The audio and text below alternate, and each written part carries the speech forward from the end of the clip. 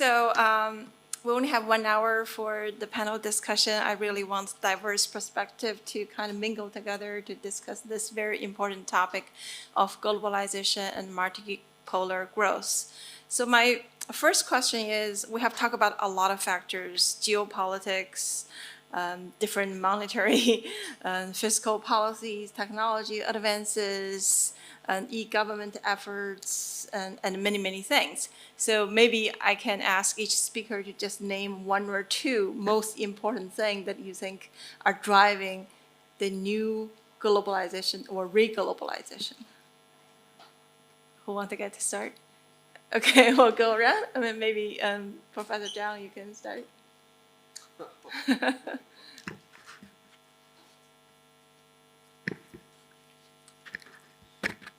Well, I think, at this moment, the globalization has been, going to meet a lot of headwinds from both the politician and the academia, So right now, we need to actually be careful.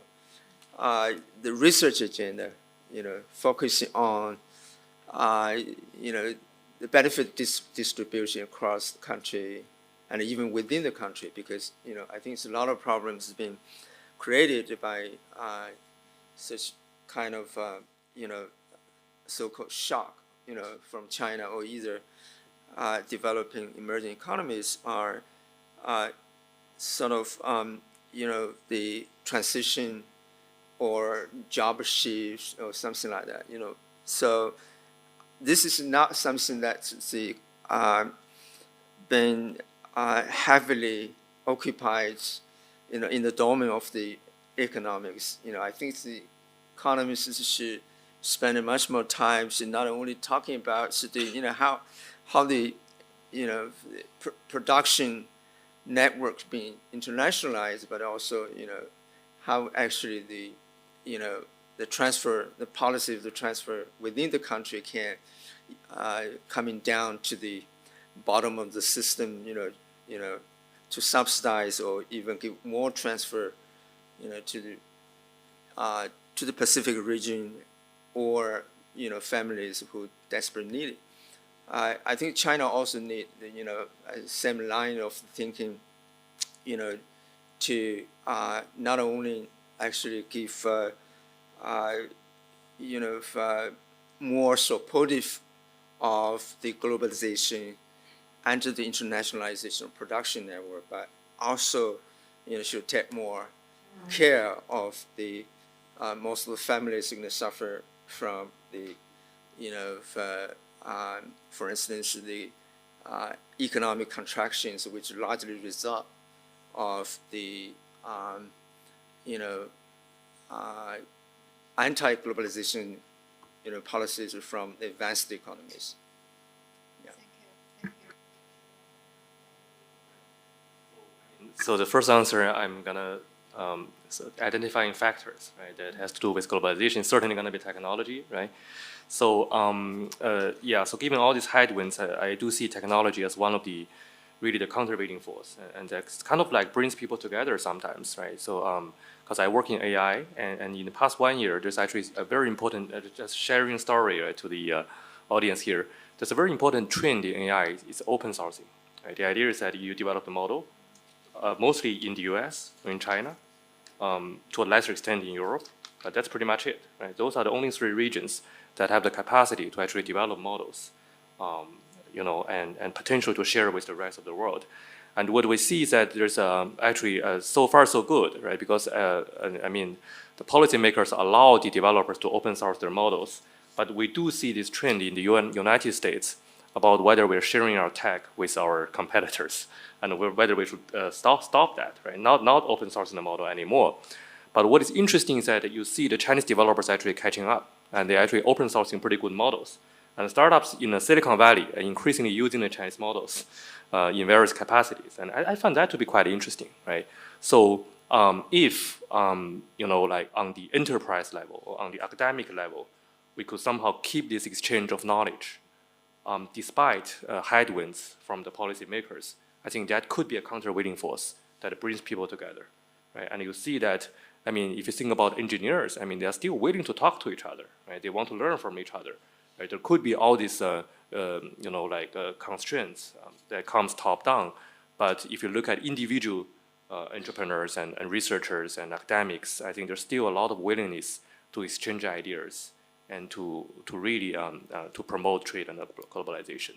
So I think that's one of the key words. And the other one I would really say is entrepreneurship, right? So if you look at, I think there's one thing universal about the human mind, that is the American dream, right? It is American, but it's also universal. It's basically to get a better life by working hard. I think that's gonna be very universal, right? So nothing is gonna go against that. So what we see is that a lot of, so as long as the barriers to globalize is broken down by technology, I think the entrepreneurial spirits for many people around the world will be released. And that's gonna promote exchanges. And I think ultimately it's really people's belief that's gonna push the policy agenda. So I do hope that the openness in a technological sector, the sharing of technology, and the common, the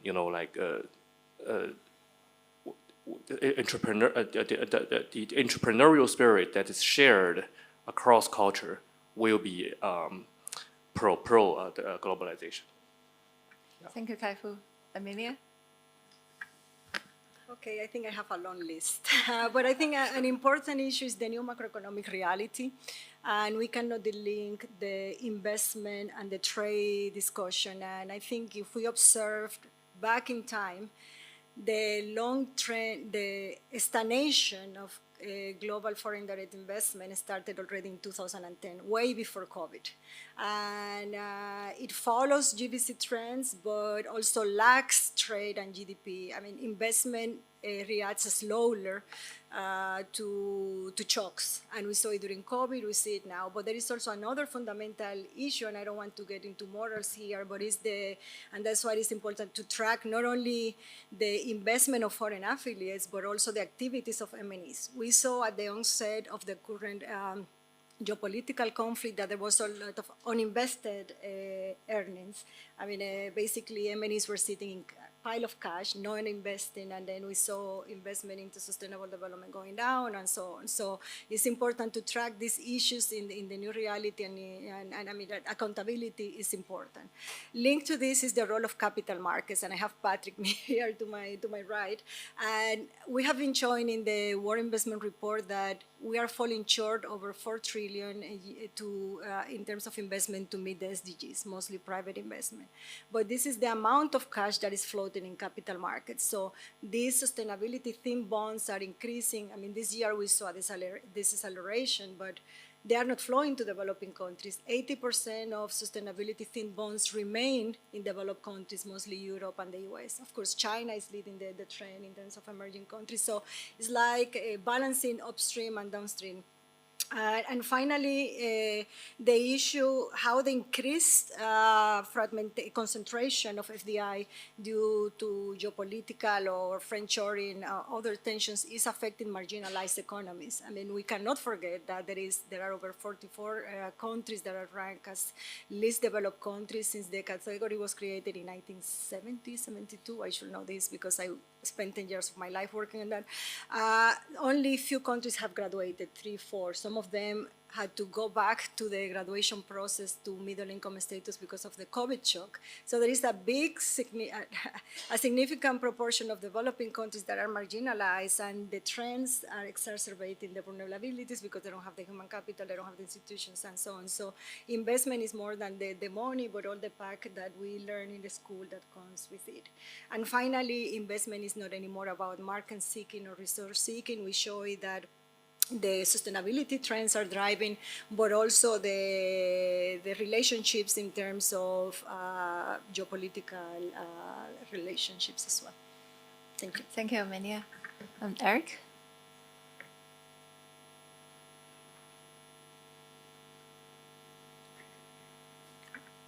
So I tried to emphasize the constraints that many emerging and developing economies are experiencing. So I mentioned some of the the lack of resilience, the fiscal constraints, to me, and of course now also the environmental constraints and possibly divisions of in economic spheres and so on. But I think the real upside is still the global value chains. I think there are still a lot of opportunities for countries to be included, participate in this, and also in that process get investments that can relieve some of the environmental constraints, for example. So I think that's what we have to hope for, that this, despite all these tensions now, that there will be, and that this could happen even in a more divided world. I think that there could be,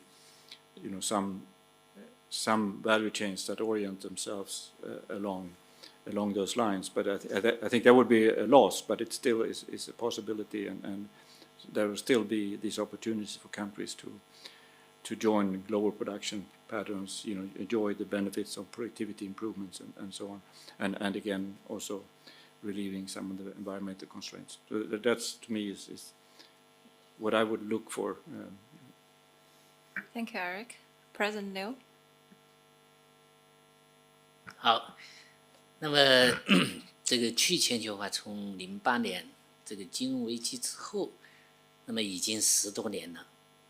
那么的确有很多规律性的东西已经出现，所以我们需要进行总结。但是我们也看到，在后疫情的确呈现出一些新的一些态势。那么最大的态势就是我们会看到，第一个就是我们的这一个服务贸易占 GDP 的比重并没有下降，反而在上升，制成品在下降，这是一个反向的。第二个很重要，就是说金融的收缩很厉害，但是实体的这一个还虽然有所收缩，但是没那么大。第三个很重要的，也就是大家在我们复旦大学讨论这个，那么中国目前在全球的份额不仅没有下降，反而是上升的。所以因此我们就会看到的一个，就是说所谓的去全球化和再全球化的这个话题就提出来了。那么但实际上我们可能从经济学的角度就要平衡，要清楚地梳理出去全球化的成本与收益和再全球化的成本与收益。那么过去10年里面，我们可能很清晰地看到它的成本，比如说第一个我们讲的地缘政治，那么所引发的一系列的冲突，导致大量军费的这种支出的上升，那么是一个直接成本，导致各种交易秩序的这种混乱，是一个直接成本。第二个很重要的一个就是我们的产业链的这种重构，大家都是要去风险化，那么使一些在传统全球化环境里面无法市场化的一些项目，要通过补贴全面进行国产化替代。那么当然这又是一个成本。当然还有一个就是刚才大家讲的很多可持续发展绿色的问题，像绿色的问题面临的首先是个成本问题，然后才是一个收益分享的问题。所以因此它在不同阶段产生的效果不一样。那么至少我们可以得出的是，过去10年来我们的确全球化红利在下降，成本在上扬，所以使大家能够呈现出所看到的一系列的这种新现象。但是这些现象是不是在未来一段时间会发生根本性的一些变化？那么我们从中国的这个变化里面，我们就会明确的会看到，那么中国这些年里面成本实际上得到了大幅度的下降，而这个成本下降不是我们进行价格操作，在某种程度上也不是我们补贴的一个产物。那么更重要的是，第一个技术进步，第二个是内贸和外贸的一体化所产生的这种规模效应，当然第三个很重要，就是它的再配置这种效应。所以因此我们会看到我们在这个整个的微笑曲线上面向两端进行上升的这个趋势很快。那么这个很快实际上是来源于这几大因素，而这几大因素实际上在中国的这个开放政策的作用下面，使我们这些年年年创造出一些惊喜。因为很多人都认为我们的外贸不行了，但是我们每年实际上外贸的形势都是超预期的。那么这里很重要的一个就是我们要权衡我们在目前逆风向所产生的成本，以及我们在技术进步、产业布局和开放政策的再配置上面所产生的这种成本的削减收益之间的这种关系，最后才能得得出来我们可能一个新均衡的一种状态是什么。所以因此我认为就是说，我们未来的这一种再全球化的这种动力会有一个比较混乱的时期。那么为什么是混乱？第一个就是地缘政治的因素，我认为还会持续。但第二个就是 AI 革命所带来的这一个各种收益，那么依然会遭遇梭罗悖论的这个问题，也就是说，它实际上在全面运用之前，会对于我们的生产会带来一些冲击的。这些冲击可能还不能完全体现出一种全要素生产率的直接的提升，可能有一个过渡期。那么因此我们会感受到未来还是很复杂，而不是像我们一般所认为的一种线性变化。我就讲这一点。Thank you, President Liu. And Haizhou, you have some insights? Much has been said. I'm the last speaker in the panel. But I would like to emphasize the role of good policy. I think policy coordination, in a way, policy implementation, that's very, very important. I think among economists that who paid a lot of attention to the problem of globalization, as I recall, is Joe Stiglitz. Joe Stiglitz wrote that book, Globalization and its Discontent, published it back in 2004. And I think he pointed out many problems of globalization. Although globalization was good, especially back in 2004, most of the economy was supported, right? Among the problems that he pointed out, of course, one is the poor or the working class in developed countries were left out. I think that's one problem. So inequality in advanced economies. Environmental issue, I think that now it become more important. So in a way that I think that despite he worked as chairman of of economic council of economic advisor to President Clinton, I don't think Clinton listened to him on that. So I think that the Democratic government of the United States and after Clinton, George Bush, I think they all made a mistake on this. So the U.S. problem in terms of this income issue, from those who have, those who haven't, I think that wasn't. I think the irony, of course, is that President Liu mentioned that after the 2008 financial crisis, that problem become more critical. And the problem was picked up by Trump. Can you imagine a businessman, a Republican president pick up this issue, say, we want to fight for the poor, okay? But anyway, he benefited enormously from that, which is that in a way that the wrong policy 20 years before Trump became president was captured by Trump. I think that I think this is really an irony. Another irony I think that President Zhang already mentioned, which is in Europe. I think that if democracy would work, democracy should work for most of the people. So you would think that the working class, they would really want to do something to improve the society. But now I think that Europe is turning towards the right. I mean, what the right would do? Okay, so I think that can you think that right would address the income inequality issue? So I think that I would emphasize the quality of policy hopefully the quality of policy can connect good economics and good politics. If the quality of policy is ignored, we end up in bad economics and bad politics, which would be the worst. Thank you, Haizhou. I'm glad you mentioned policy. Actually, from country's perspective, there are a lot of policy tools they have on hand. We talk about monetary policy, fiscal policy, and I guess industry policy. I guess industry policy is sort of an interesting topic here. It's often regarded as an effective tool for some stages of economic development, at least from the countries that adopt industry policy.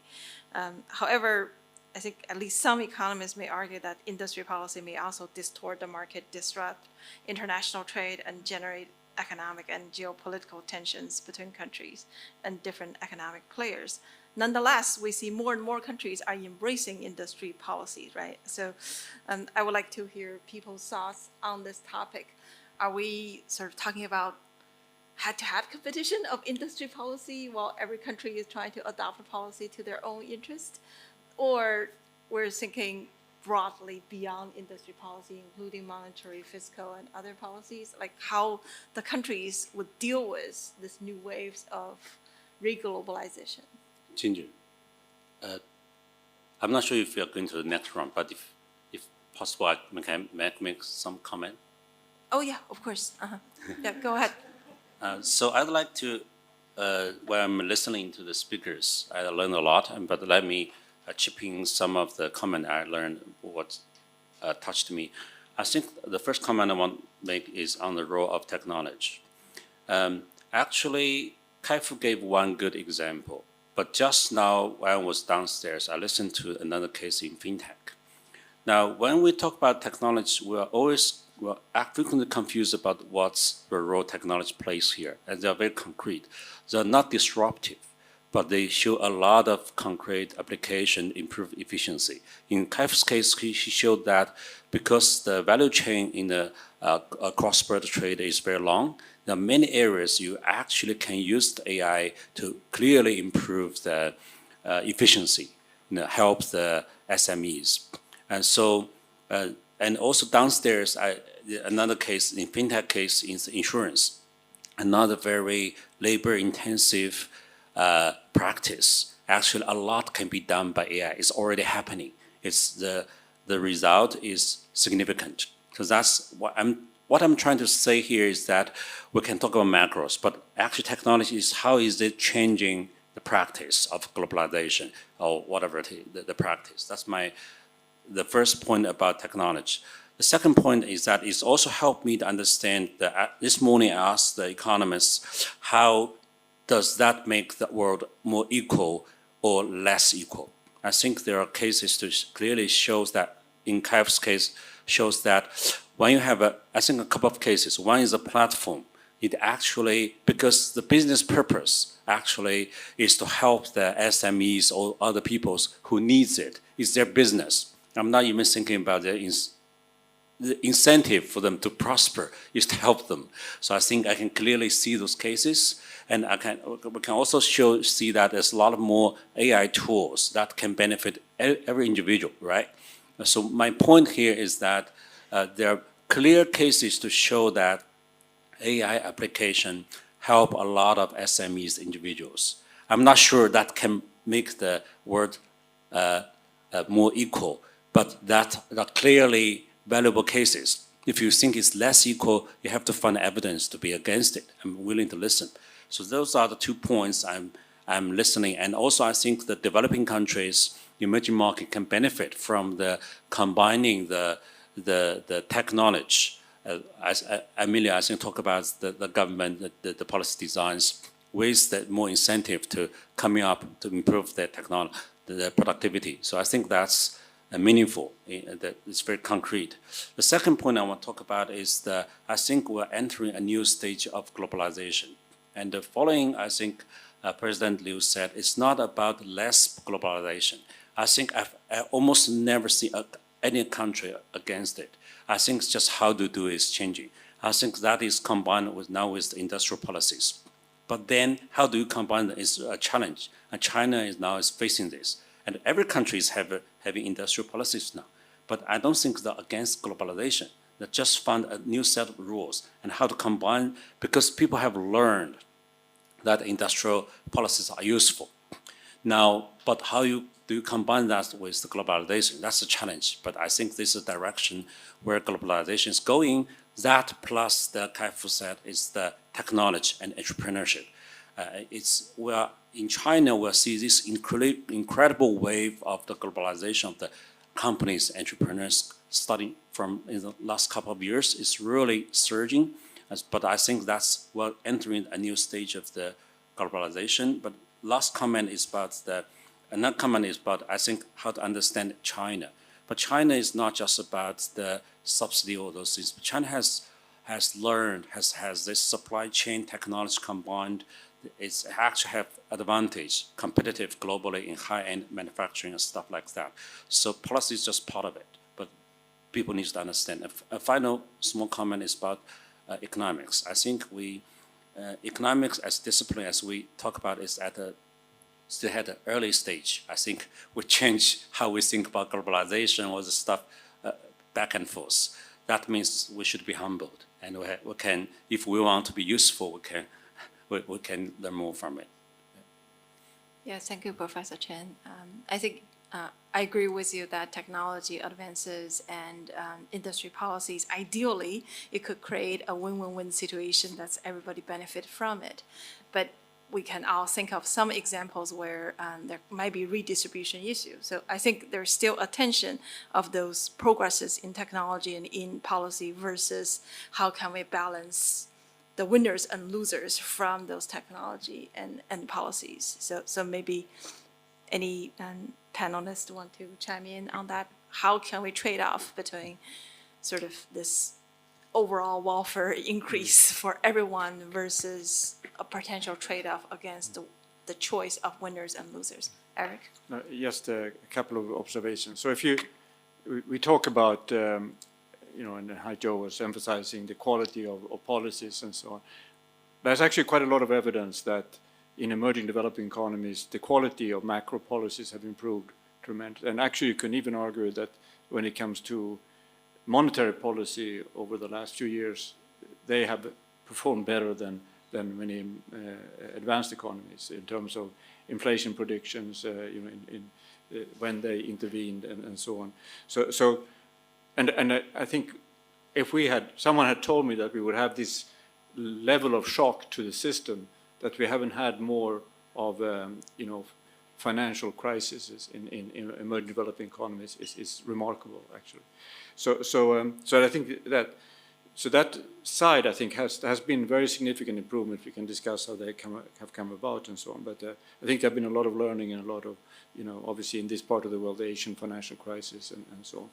But when it comes to these other policies, so industrial policy, I think, as someone said, every country would like to pursue industrial policies, but there are several things that limits some countries' possibilities to do so. One is that industrial policies overall are very intense on state capacity, and a lot of countries that would like to have this, and particularly integrating it now with the green transition and so on, which is, I think, what industrial policy to some extent is, or to a large extent is about now. That is very hard when you have a limited state capacity, and also the fiscal constraints. Which countries can now do that? I mean, Europe cannot respond to what the U.S. is doing because it doesn't have the fiscal space to do it really. I mean, and it doesn't have this privilege of issuing, being the reserve currency and so on. So there are a lot of constraints that are true also for some advanced economies, but particularly for emerging and developing economies that would like to pursue industrial policies. Thank you. Thank you, Erik. Anybody want to chime in? Amelia? Thank you so much. I mean, you just precluded what I wanted to say about fiscal space and about inequalities, because if you take, for example, what happened during COVID, many countries didn't have the fiscal space to implement the support packages that developed countries could do. But vis-a-vis this is the use of industrial policy as a protectionism measure. And it's not only, in the past we talk about developing countries, but now we see, and if we look at investment policies, we saw an increase in the number of screening mechanism introduced for investment, and especially in critical sectors related to sustainable development and the energy transition. So it's a two-way avenue, but what I see more is that the playing field is not becoming more level. On the contrary, and I think it's an important issue that Erik made is the issue of fiscal space, but also debt issues. I mean, we see the increase in debt in the last years, and it's not getting better. So going back to the macroeconomic fundamentals, what can be done, because low-income country doesn't have the space to implement the pack. And when we look again at the policy issues that other institutions don't do, we see that developing countries are introducing more measures of liberalization, promotion, and facilitation. But the reverse is observed in developed countries when it comes to investment policy. So again, we see more screening, more. So these issues need to be, not only by policymakers, but academia to really look at the impact of these things in the medium and long term. Yeah. Thank you, Amelia. Anybody else want to chime in? Oh, hi, President Liu. 那么刚才主持人谈到一个这个产业政策的问题，实际上从人类史或者说这过去全球化史这个角度来看，那么每当这一个全球化进展的最好的时候，都是产业政策死亡的时候；但是每当全球化停滞的时候，都是产业政策重返的时候。所以大家会看到这10年里面，有2个国家对于产业政策进行了深度的研究和讨论。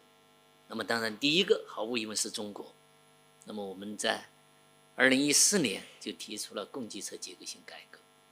很重要的一个就是要在产业端要发力，要进行调整。同时我们也提出了这一个这个创新战略。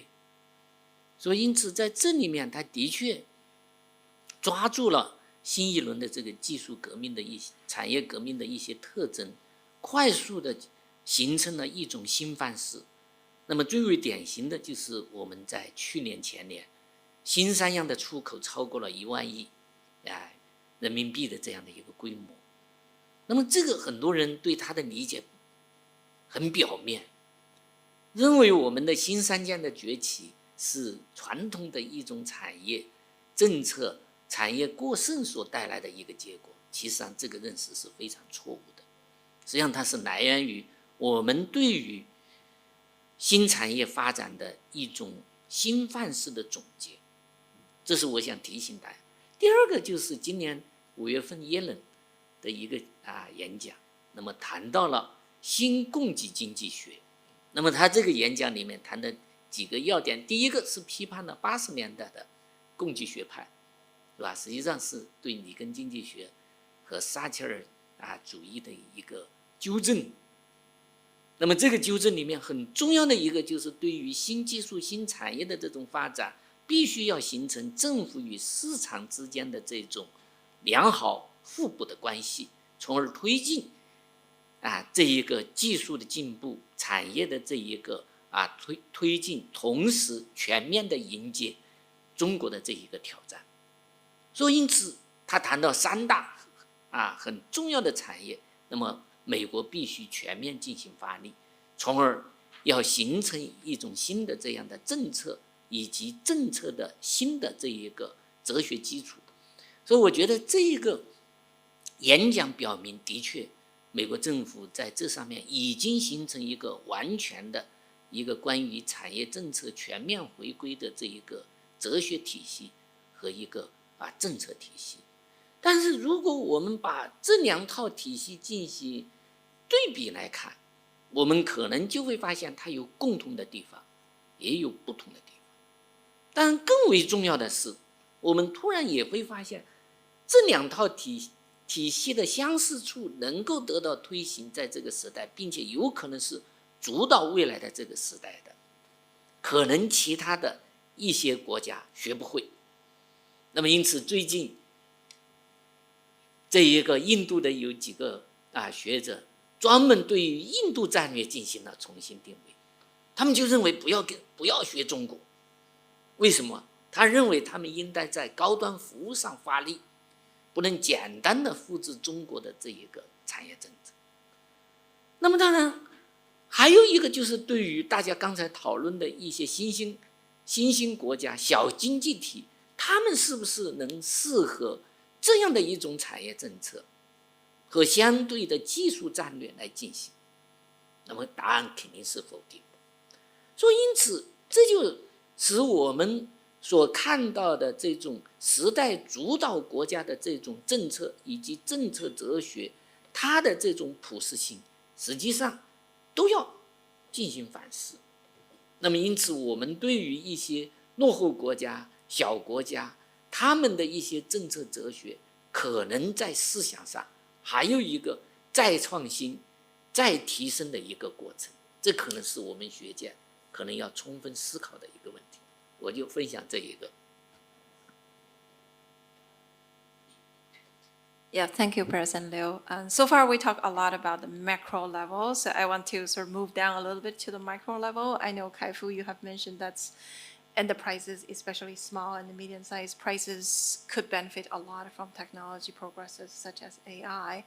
However, if I remember the U.S. statistics correctly, I think the Census Bureau is showing that's a survey of manufacturer or firms actually showing only a small fraction of firms adopting digital technology in great steps. So majority of the firms are still very slow adopting it, even if digital technology like computer and ICT stuff have been around for a while. I would imagine for AI, we probably will see that as well. I mean, the forefronters like Alibaba or Google or Amazon probably have run really, really far with AI. However, the vast majority of firms, small, big, different size of firms may be quite lagged. So I would like to hear opinions from the panelists on what enterprises should do in the new wave of globalization. How can they embrace this globalization? Should they all rush to try to get some AI replacement and maybe get rid of marketing people or item description people and try to be lean in the human capital? Or should they wait to see how others are doing with the AIs? Maybe you guys have a lot of thoughts on this. I would like to hear. I guess maybe I should get started on this one.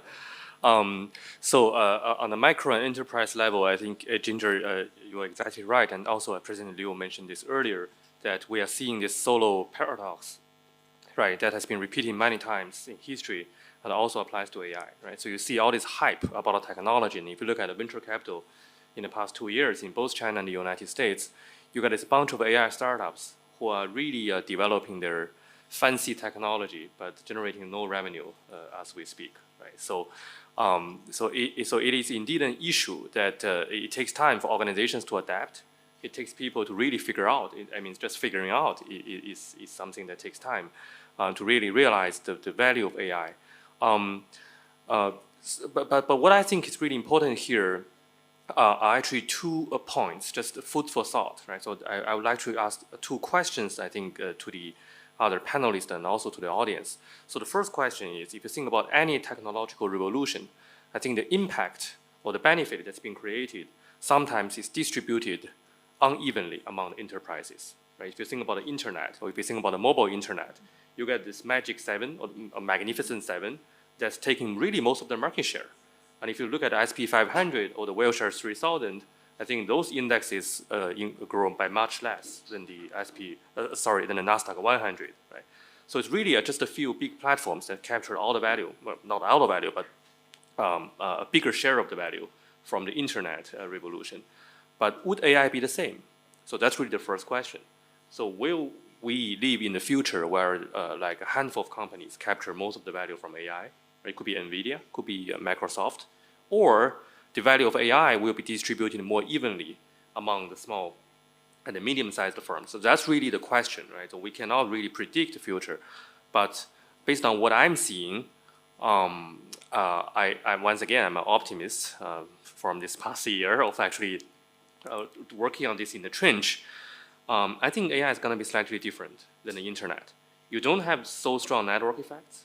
You don't have, like this massive economy of scale that there used to be when it comes to the internet.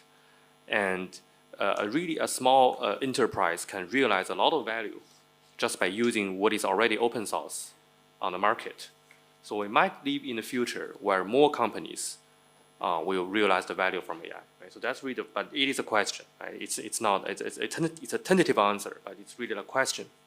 And the second question is, if you push this vision to the extreme, that AI is going to automate a lot of processes, right? And the robots are coming right, next. If you look at a lot of the more recent startups, it's really on the so-called embedded intelligence. It's not just ChatGPT. It's really what if you marry ChatGPT with a robot and it's actually able to do real work, right? So what if we live in a future where processes are largely automated?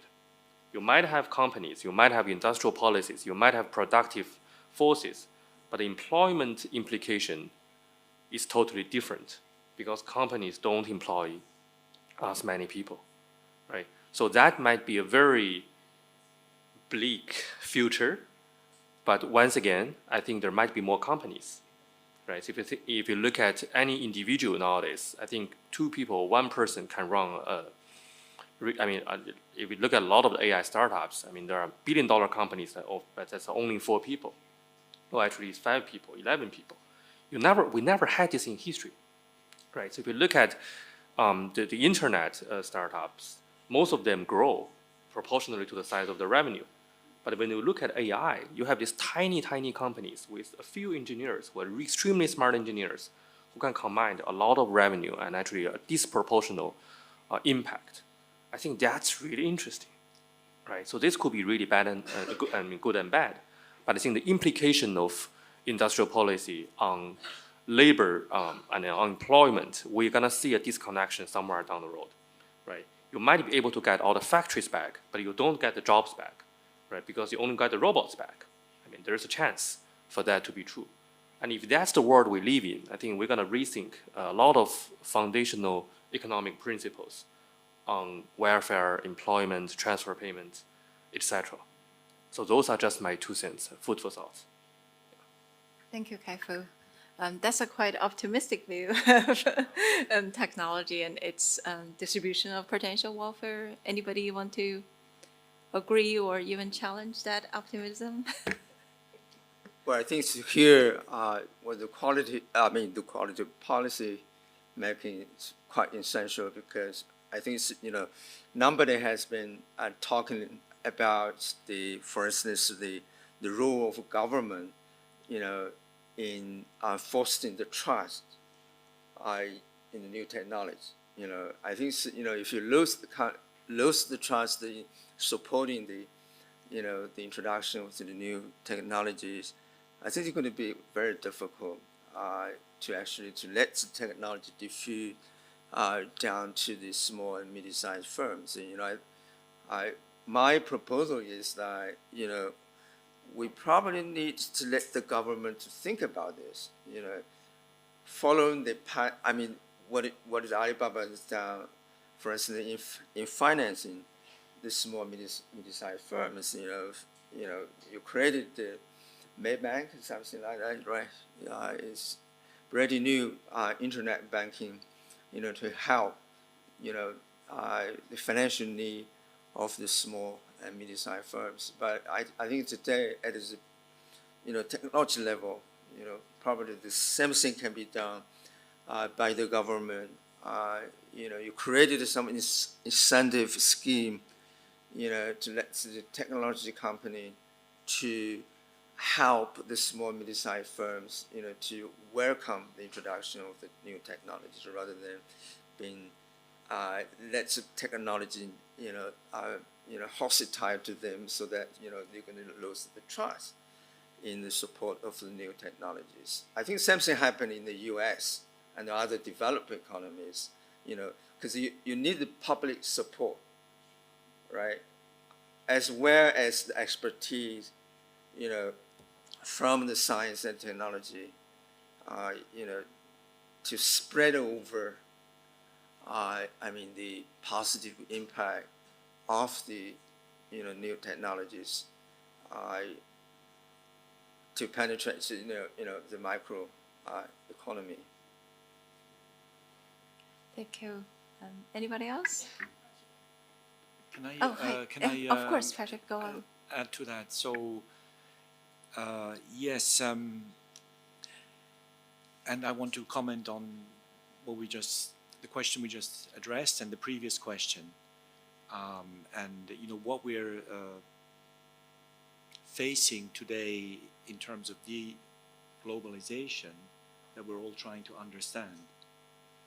And I think my first observation is that economics cannot explain alone what's happening. Because if it was just down to economics, we would be concluding that globalization should be even bigger than it is, because the gains from trade are even bigger than they were. And one of the principles in economics is the Coase theorem, is to say no lunch left on the table. If there is a value increasing, surplus increasing trade, we'll go for it.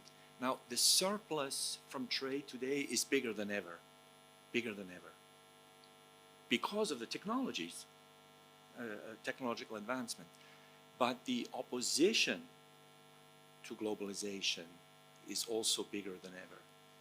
It's not coming from economics, it's coming from, and I think this is important, this is what Professor Zhang was emphasizing. We need to bring in to the equation sociology and politics. Without sociology and politics, we're not going to understand what we're facing. And on that front, I was quite struck by a comment that was made at a conference I was in Washington at the Peterson Institute, where people were saying we're now facing an era. We used to be in an era where economics trumps politics, but now we're in an era where politics trumps economics. That was one point that was made, which I thought was important and insightful. The other observation that was made, and this was specific to US policy, it was saying you can't use trade policy to solve as a tool, as a substitute for domestic policy.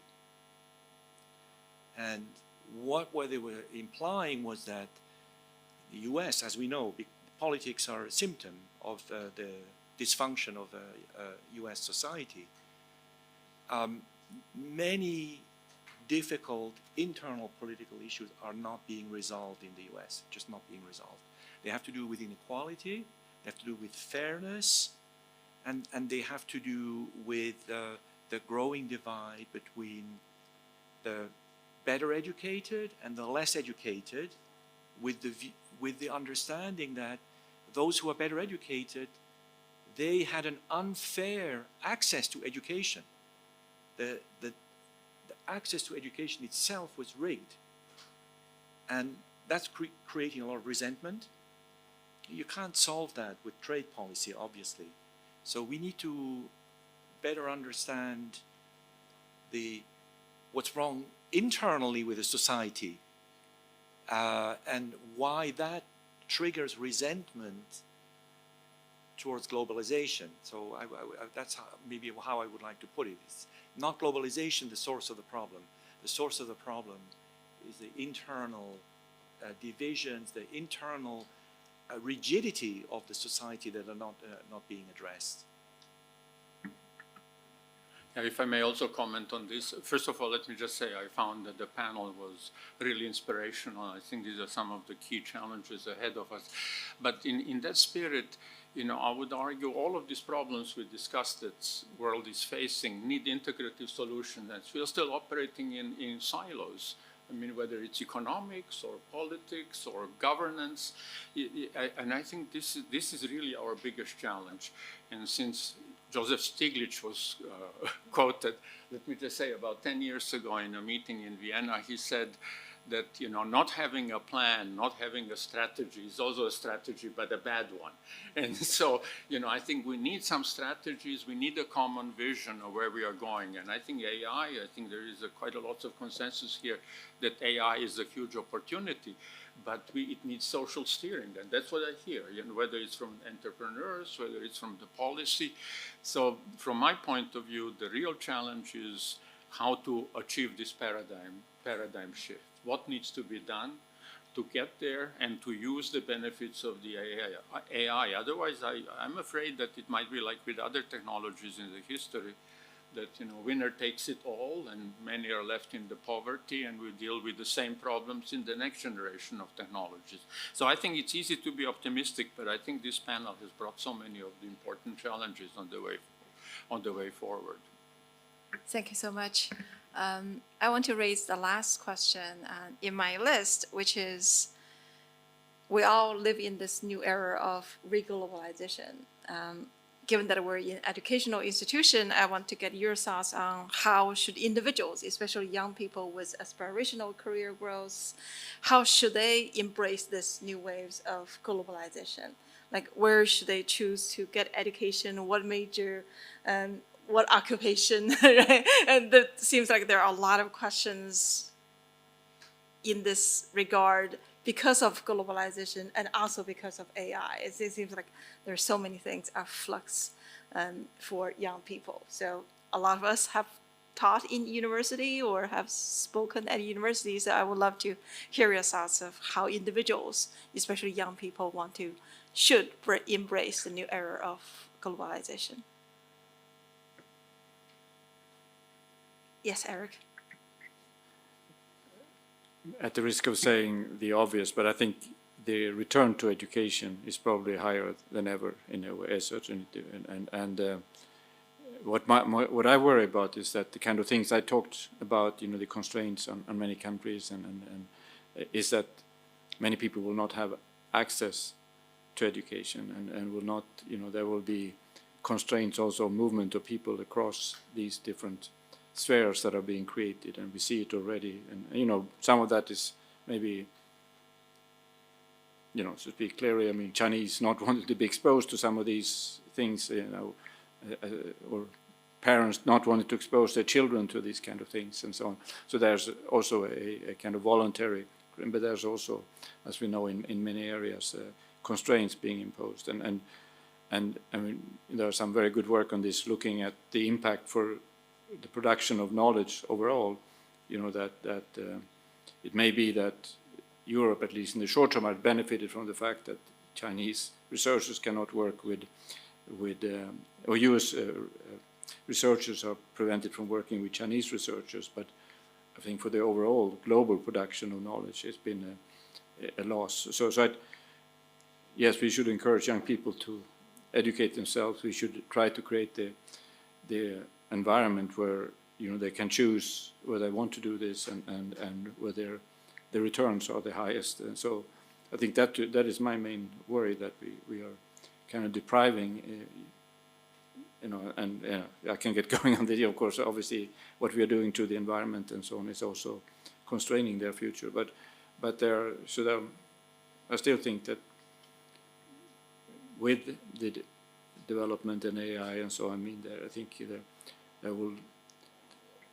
there will be professions that cannot be replaced, but also professions that maybe particularly can benefit from these developments, and I think that's where we should direct young people.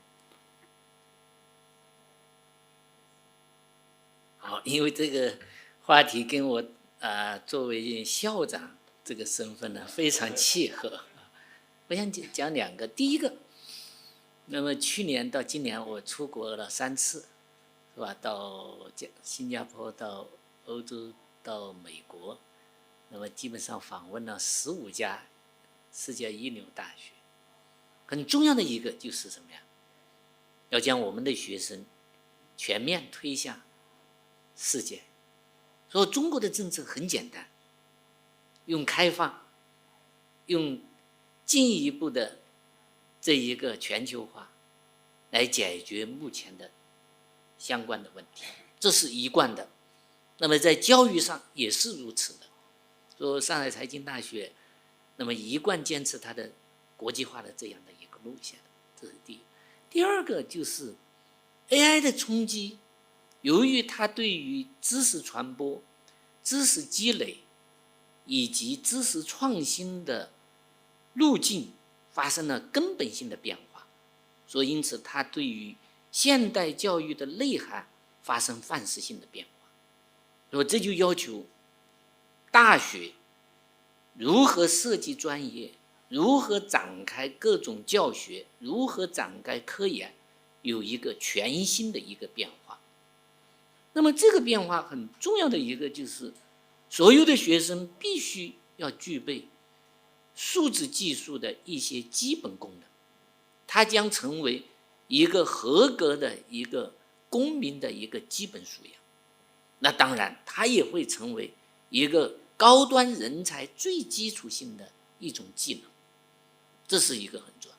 第二个很重要的一个就是，我们会发现我们传统的这样的一种教学模式发生颠覆性的变化，也就是说，很多知识不需要在课堂上学习了，所以因此我们就会发现大量的天才都是通过辍学获得了天才才能施展的机会。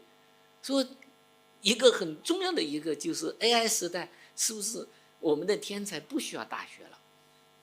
那么大学只适合于这种中等资质、规范性的人才的培养。这是我们要思考的很重要的一个。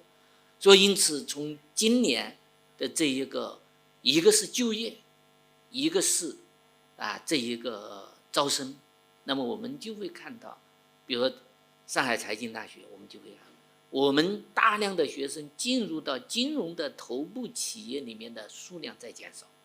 那么大量的头部企业的这些金融的董事长认为，他们不应该招收旧财经但谈财经的这种人才了，一定是学数学、学统计、学计算机和理工科的这样的学生。这个现象很普遍。那么再从目前招生来看，那么大量的小孩和家长不愿意让他们就说送到传统的一些社会科学甚至人文科学来进行学习，所以这就迫使大学要全面改革。所以目前我们至少上海财经大学正在进行全面的学科布局、教学模式的这种改变，以及大学基础设施的这种改革，并且这种改革在这几年里面是翻天覆地的。所以因此就说拥抱国际化、拥抱新的技术已经成为教育的一个核心，也成为年轻人的一个关键。我就分享这一点。Thank you. Yes, Amelia. That's a very interesting question, and I recall just before COVID when the web and all the organizations were talking about the fourth industrial revolution and the future of jobs. Now we are jumping to artificial intelligence. So basically, I remember at the time having a conversation in Geneva and said, I mean, we have to rethink, as the president said, the education system, because it's not college, it's not pedigree anymore. What matters is skills and how fast the labor force can adapt to the changing competitive environment. Patrick mentioned that there has been there is a trade surplus, and that has created a lot of jobs. The question is the matching. Are we able to match these new jobs that are being created with the standard education system? So perhaps we need to think about lifelong learning and adapting to these new challenges and thinking practically, because this is one of my jobs. I need to think practically. I don't have the luxury of being theoretical all the time. I can do that when I come to conferences. So, for example, in terms of gender, we were thinking, I mean, how can women benefit from globalization, FDI, and so on? And like, very old models of learning by doing and cooperation with enterprises and exchange programs, things that can help practically and are part of what we call an outward promotion package. So these are the things that from the policy side we think we need to think about. But another fundamental question is labor policies, because we are used to a lifelong employment cycle and all the social protection is attached to this model. But now that things are changing quickly, I'm thinking about all the crises in the pension around the world, and I mean, these things need to be part of the question as well. So, I mean, it's just thinking like, what are the issues related to this, and what economists also should bring into the question, how these young people that are jumping jobs and changing jobs are going to be compensated in the long term in terms of pension and investment. I'll tell you, my own son has changed jobs 4 times, and not because he needs, it's because he wants. And I mean, he left LSE, he's now in Singapore, he was in London, he's here, and he tells me like, I'm open. And I was like, I mean, I've been 14 years in the same building, and I don't want to move to the next corridor. So I think the global mobility of talent is real, and it's basically adapting education, but also the social protection scheme need to keep pace, because then again we go back to the virtual circle of inequalities that are being created. Yeah, that's a great example. Professor Chen, you have something to say? I just have add 2 more comments. So one is that, because I think your question, last round of questions, talk about how the smaller companies, individuals can embrace. I just want to follow up. I want to emphasize that now there's a lot of startups doing globalization. It used to be the bigger companies because it's too hard for them to do that. Now we really see a lot of startups because the digitization has changed the channels. You know, you can reach globally. It's like the global market is your market. You can actually reach them as a startup. So that, and the AI also makes a lot of tools much easier. So I've seen local companies, they have like 3, 5, 6 people. Then they design products and they fund local people over there, local markets. Then they produce one product and then they have like 100 million revenue stuff like that in the first 1 or 2 years quickly. So it never could be done in earlier stage. My point here is that actually the digitization is bringing a lot of opportunities for SMEs. This is one clear example of how smaller companies can embrace this. Actually, it is their chance. They could never do this before. Now, the last comment is that maybe social scientists shouldn't be too depressed by all this thing. Actually, just this morning, Professor Huang, Princeton professor, he told me that economics has become the #1 major actually in Princeton because they find that a lot of top technology companies hire economists. I think Professor Zhang should be happy with that. Yeah, but the way is, I think the social scientists should, because our discipline is to learn how to take advantage of resources, limited resources, including technology. And I don't think technology guys really exactly know how to do this. Unfortunately, I think quite the same as the Sophie. We are also facing the decline number of the enrollments. Because I think the parents of kids actually prefer more to the natural science, engineering, rather than the social sciences anymore. But that comes back to Professor Liu's point. We need to redesign this whole thing, right? How to get it done. Yeah. From a social science perspective.